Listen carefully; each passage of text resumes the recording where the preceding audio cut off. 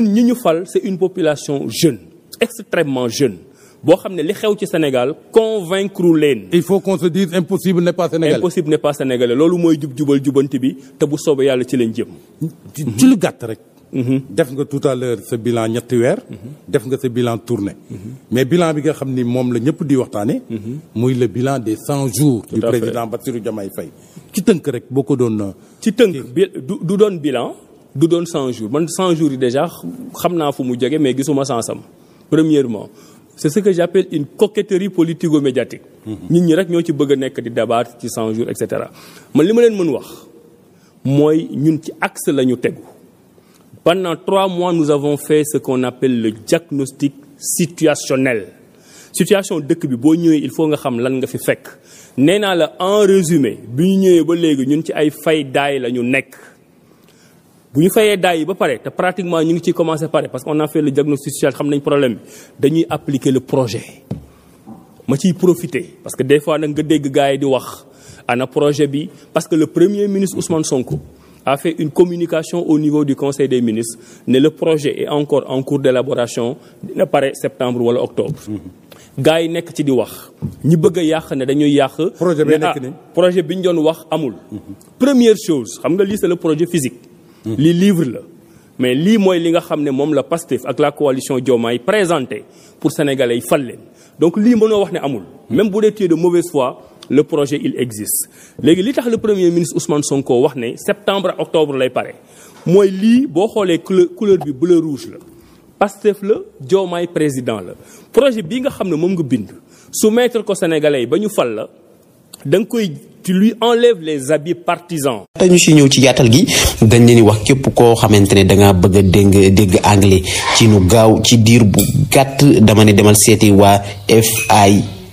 ñoom nga xamante ne am nañ ñaari centre de formation fii ci Sénégal waaye fële ci Rwanda am ay jàngalekat yu xarañ macha allah mën li ñuy def képp koo xamante ne da nga leen a bëgg a contacter woo leen ci seen numéro yooyu 77 297 11 92 wala 77 100 00 11. dañuy def ay cours en ligne mais ak FII da ngay wax anglais yi nu mu la neexee donc gars yi contacter leen na gaaw fekkee da ngeen a bëgg dégg anglais comme ni ko le président de la République Diomaye dégg rek donc woo leen waa FII ñu teg leen ci yoon jàngal leen ci nu mu gën a gaawee ngeen déggu anglais ci nu mu gën a gaaw. Tu lui enlèves les habits politiques pour solal ko des habits institutionnels mënoo jël le projet tel qu'il existe nga ñëw plaqué ko au niveau de l'État État dafa am nu muy fonctionner man le ministre de l'enseignement supérieur damay lire projet bi ma ne lii ñu wax ci projet bi ci enseignement supérieur moo tax sénégalais yi fal ñu mais bu ma ko jëlee bëgg ko appliquer dans le cadre d'un État dafa am fu mu war a jaar dafa am samay direction yu muy jaar ñu liggéey ci dafa war a jaar ministère des finances ñu budgétiser ko da nga war a def ce qu'on appelle un référentiel. Le référentiel c'est la dimension institutionnelle du projet donc le projet existe physiquement mu ngi nii ñëpp gis nañ ko ku waxul lii da ngaa bëgg politique politicienne. 2 li ñu leen wax ne dañ koy yóbbu septembre wala octobre c'est parce que dañuy dindi yëre Pastef biñ ko solal yëre Diomaye président biñ ko solal ko yëre Sénégal mu nekk vert jaune rouge c'est tout ce que le premier ministre a voulu dire gars yi nag boobu ba léegi ñun nañ leen bàyyi camp libre xam nga camp libre maanaam ñun ñu ngi dans la prise en charge de nos ministères di liggéey suivant un plan d'action boo xam ne soumettre nañ ko au premier ministre 1 mois et demi après ci ñuy ñëw 1 mois et demi boobu bi ñu soumettre suñu plan d'action boobu la ñuy liggéey bañal nañ ñu débat d'orientation budgétaire donc mu ngi tardeel projet bi mais encore une fois fépp fu projet war a jaar pour am l'habillage institutionnel ñu ngi ko fay jaaral pour que bu ñuy yegg septembre octobre di préparer. mais loolu est-ce que DPG gënu ci woon devant l'Assemblée la représentation nationale. c'est 2 choses différentes c'est 2 choses totalement différentes xam nga lii nee naa la moom mooy projet politique bi moom la ñu war a def habillage institutionnel mais DPG bi aussi gars yi dañu leen bàyyi camp libre rek ñoom ñuy wax lu leen neex ñun ñoo leen gën a mën a tontu ci ay arguments techniques le premier ministre amul benn délai bu ko tënk pour la déclaration de politique générale le premier ministre waxul fenn ne du def déclaration de politique générale dañ ko defal ay manœuvres politiques au niveau de l'Assemblée nationale mu répondre une réponse politique loolu débat politique la voilà léegi bu assemblée nationale defee li mu war a def sur le plan juridique et institutionnel le gouvernement avec son premier ministre ñëw répondre. mais app bi ñu joxoon léegi mu jeex de le 14 juillet 15 juillet. waaw loolu beneen débat la bu ñu ci tolloo xam nga loolu lépp ci débat politique bi la.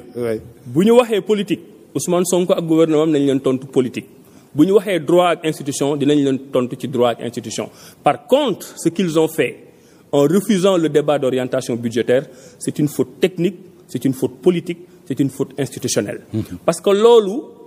mën naa ne injonction bi mu ngi jógee ci UEMOA. Sénégal dafa nekk ak ay nawleem jël ay engagement au niveau national international 30 juin fu mu jotee dañu waroon def débat d'orientation budgétaire bi te pour nga def ko il fallait que conseil des ministres avaliser ko man maa nga toog conseil des ministres ba nga xam ne jël nañ ce document là ñu avaliser ko mu war a dem assemblée nationale dans des délais donc bu assemblée nationale dugalee politique politicienne manœuvre ba loolu jàllul defuñu ko Ousmane Sonko defuñu ko Diomaye Faye defuñu ko Abdourahmane Diouf Sénégal lañ ko def mu ñuy tardeel man nag cette opposition réactionnaire là je veux les appeler à la responsabilité. mais mën nga dalal xelu Sénégalais yi ci loolu du gàllankoor dara ci projet bi. non du gàllankoor bon dinañ parce que tey par exemple UEMOA bu ñu waroon may 10 sur 10 peut-être 9 sur 10 la ñuy may. parce que daf ñu joxoon délai boo xam ne ci lañ koy def defuñu ko ci mais on a pris toutes les dispositions yéen Sénégalais mënuñu imaginer sax ñun charge de travail bi ñu am actuellement waaye nag suñu charge de travail. li koy jafeel mooy ñun suñu compter commencé wul 1 jëm 100 suñu compter dafa commencé moins 100 jëm 0 boo demee ba 0 ba stabiliser nga jógee 0 jëm 100 yàq bi ñu fi yàq war na tax ñu observer ce que j'appellerai moi une période de décence. am na une opposition organique ñoo xam ne ànduñu ak projet bi ànduñu ak Sonko ànduñu ak Diomaye ànduñu ak gouvernement bi ñu ngi opposé wu. je respecte leur opposition ñooñu dinañ ñu fekk ci ay débat technique te débat yooyu bu soobee yàlla léegi mu ñëw mais nag opposition bi nga xam ne ñoom ñoo fi nekkoon maanaam ñun chaise ñuy toog conseil des ministres chaise ma ngu tàng ba léegi ñoom ak ñoom lañ fa bàyyi yàq bi ñu yàq ñun ci la ñu nekk di jooyanti ñooñu dañu waruñu sax am décence toog di critiquer. mais est-ce que le malentendu ne vient pas du fait que vous n'avez pas beaucoup communiqué sur l'état des lieux. waaw parce que. état des lieux li ngeen fi fekk. parce que dañu tëju di liggéey. ok dafa am ñaar d'abord dañu tëju di liggéey ñun d'habitude dañu wax ne duñu communiquer sur des process. boo xoolee ñun dañu woon sax ne fii ba déclaration de politique générale bi mais dañuy liggéey à la prise en main de nos ministères. parce que ministère aussi du ay caaxaan ay ministères yu mag lañ fi def gars yi ils ont rationalisé donc pour nga comprendre ce ministère nekk ministre boo xam ne da ngay jël ay décisions sur la base d'outils rationalisés techniques que tu comprends il faut nga jël sa temps. mais beneen bi aussi liñ doon bañ ñoom ci lañ ñuy pousser. mais nag bëgguñu leen ci fekk xam nga ñoom ñëw nañ pendant longtemps doxaluñ loo wax ñu ne la fa Abdou Diouf la fi Abdoulaye Wade yàqoon la fi Abdou Diouf yàqoon la fi Senghor yàqoon ñun on s'est dit par élégance républicaine xam nañ yàq bi fu mu toll mais loolu warul nekk suñu acte de communication ñun nañu liggéey joyanti defar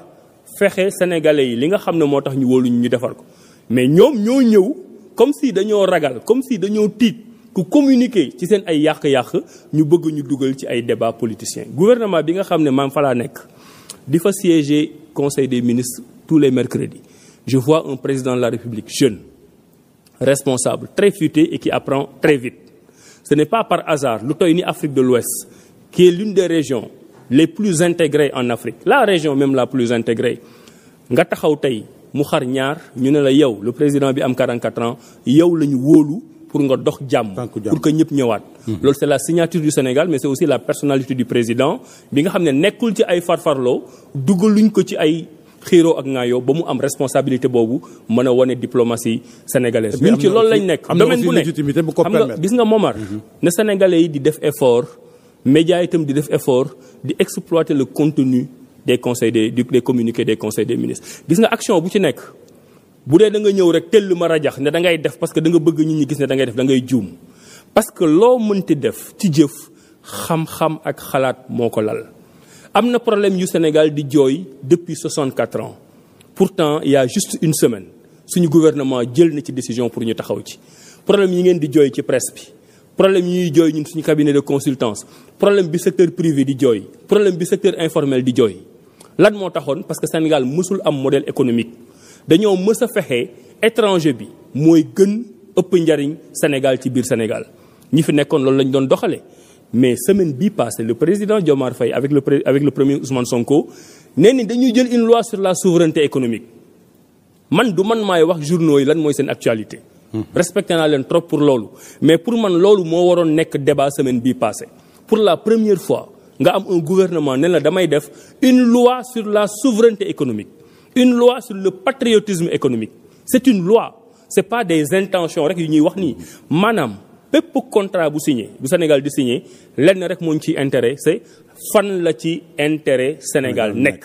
buñ ci gisee intérêt Sénégal ñu signé ko buñ ci gisul intérêt Sénégal duñ ko signé lépp lu Sénégal man mooy ci artisanat mooy ci commerce mooy ci industrie Sénégal boobu la ñuy jël teg ko ci kanam. daanaka la li ngeen di wax daanaka le Sénégal d'abord. mais mooy le Sénégal d'abord loolu moo indi sama jonction ma bokk ak ñoom mu nekk projet bi. parce que dama ci gis sama bopp. mais imagine Momar personne ne parle de cette loi sur la souveraineté économique. alors que loolu réforme boo fi mënti def. te suñu koom-koom moomaluñ ko suñu bopp téel ko suñu bopp maanaam yaa ngi enrichir yeneen pays yi nga xam ne fa ngay importer. Le ministre de l'Industrie et du Commerce vient d'annoncer les états généraux du commerce et de l'industrie mosuma ko fi gis on vient de traverser un régime boo xam ne industrie c'était peanuts intéressé wu leen tey ñu ne nañ taxaw dans le cadre de cette loi sur la souveraineté économique nañu fexe nan la ñuy tegee suñu ay industrie pour que sénégalais yi moom ko ñu am ay capitaine d'industrie. Pourquoi les gens n'en parlent pas ñun c'est le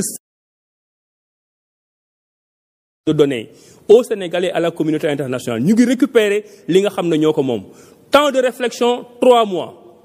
te pratiquement pare nañ mais gàcc ngaalaama mais après on va te dire woy dox na ci tapis rouge bi wala doxul ci tapis rouge bi mbax ne bi mu sol daf ko jooyantal ba mu demee ci sëriñ bi dafa sukk wala sukkul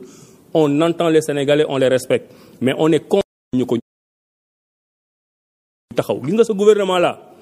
say boo opposition bi ñu préparé wu am endurance parce que bari na xam-xam bari na xarañ orientation bi leer na on apprend très vite waxoon naa leen fi ne ñi ñuy wax expérimenté ñooy raté penalty